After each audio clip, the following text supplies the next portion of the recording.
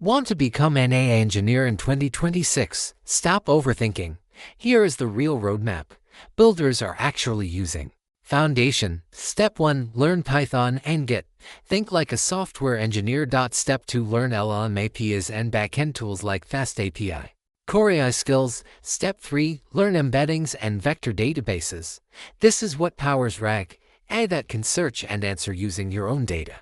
Build systems. Step 4. Build AI agents, systems that can plan, use tools, and automate tasks. Then deploy using Docker and cloud platforms. Don't just learn AI. Build it, ship it, improve it. AI engineer roadmap summary. Start with Python and get to think like a software engineer. Learn LLM APIs and FastAPI to build apps.